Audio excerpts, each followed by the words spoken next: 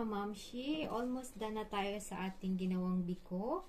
And ito na po yung ating toppings. Bali, ito ay 2 cans na coconut.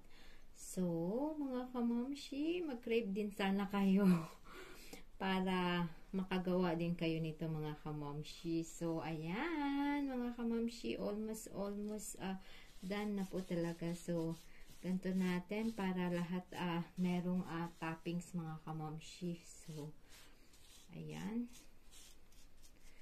Sarap mga kamamshi, di ba?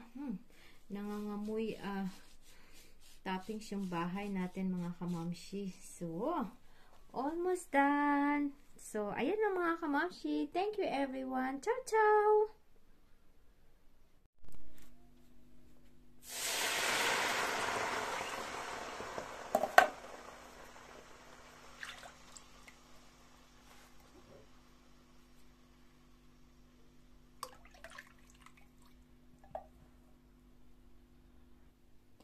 So, mga kamamshi, today gagawa po tayo ng biko mga kamamshi. Ayan na po yung ating coconut milk, yung ating sugar, tapos yung ating vanilla sugar, tapos yung ating salt, and yung ating another na vanilla.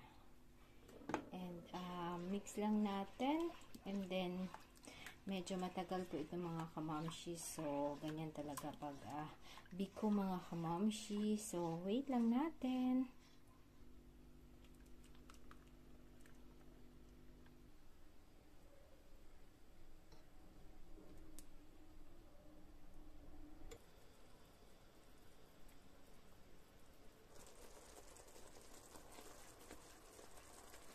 So, mga kamamshi, ganitong texture yung ating gusto. So, ilagay na natin yung ating malagkit.